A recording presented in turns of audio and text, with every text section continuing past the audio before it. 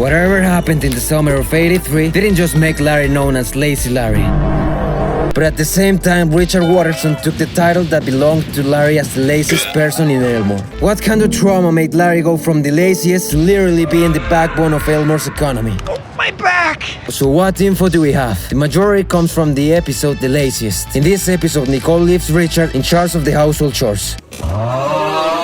Richard being like, nah bro, there's a reason we got children. Free labor. Gumball and Darwin refuse, so they make the most solid, fair and equal deal these 12-year-olds have heard. If they find someone lazier than Richard, he will do their chores for a whole day. If you lose, you'll do mine for the rest of your life. How does that sound? That sounds pretty fair. They try to be as lazy as him, but they fail miserably. They start looking for a person lazier than their dad. First they go to meet the elders. Surprisingly, they are not lazy enough, so they mention for the first time a long story that goes back to the summer of '83. Then they go to the store where Larry works, and they ask about this person called Lazy Larry. He's about to tell them the story, but Gumball asks Larry to summarize the story. Kids these days, they have the attention span of a goldfish. Larry says he was the laziest guy in Elmore until he lost his title to Richard Watterson. So they do what any crime lord would do, ruin his life. They take away from him his income source, his escape vehicle, and his emotional support. Hopeless, he surrendered. They go to talk to Richard about Lazy Larry. Larry doesn't pick up the phone because he must be sleeping. These are the only mentions about the summer of '83. No, it's not that creepypasta that is like any other one. Random episode pops up at 2 a.m. Scary stuff happens. Wherever those were scary in the past, but now they are harmless. One possible theory is Brownies, Lazy Larrys. No, these are not those kind of earth-seasoned brownies you are thinking of. Version of the legal marijuana brownie. Rather, they had a mixture of melatonin, valerian, and rosehip. It was a good joke of reference. There's still more to add. In the same episode, as Richard changes channels...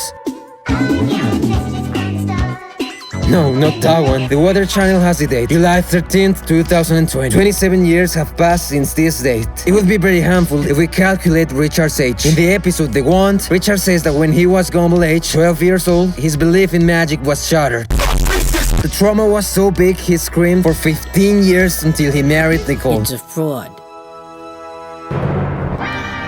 In the episode The Party, they say 20 years later, they're still married, meaning they started dating 20 years ago. In the episode The Choices, we see how Nicole was pregnant with Gumball when they got married. That means Richard is 39 years old, close to his prime. At that time, Richard was 12 years old. But the thing is, Larry is not that old. He really looks like he's in his late 20s and has to juggle several low-profile jobs. That means that Larry by the summer of '83 would be a newborn or at most a baby. I don't think he's the same age as Richard. It doesn't make sense he's 40. I don't see his trucker belly, so no chance. Oh, you are a fool! I'm not fool! So, does that mean Richard won against a baby the laziest title? And if Larry was a baby, how did he got the laziest title? Well, Larry's a rock. So if he's a rock, no, not that one.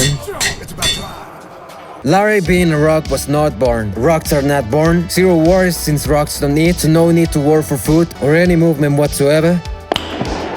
That's why he had the title. But he is a living rock. All the characters in the show are animals or stuff with personality. So Larry comes to life because he was given a personality. As we know at this point, Richard was screaming all the time, which was so loud that it woke up Larry. Maybe someone throws a rock at him so he can shut up, and the collision created Larry. So let's see what happens if you collide your mouse against the light button. So somehow Richard is the responsible for bringing Larry to life.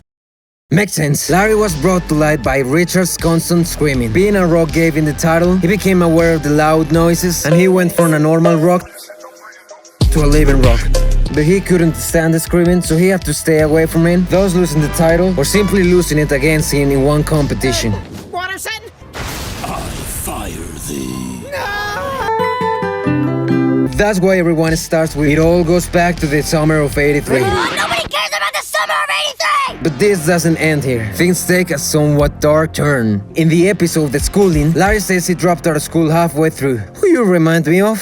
This tells us that he was still pretty lazy. But the interesting part comes when Gumball says that the schooling Larry wanted to teach them was that they should finish their studies at school to get jobs that fulfill their souls, so they don't have to waste their lives running after money in order to buy pointless stuff to fill the gaping holes of our existential dread, like you do! Yes. Yeah.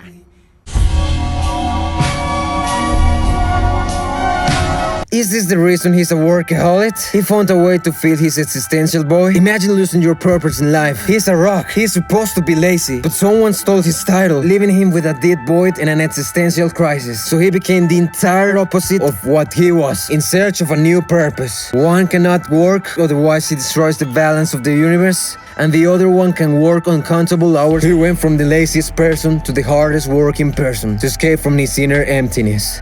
Or the summer of '83 is just a reference to the birth of the creator, Ben Bokale? Who knows? If you want to get rid of the existential, intrusive thoughts and you don't want to feel like Larry, here's a video for you. Don't forget to drop a like. See you there.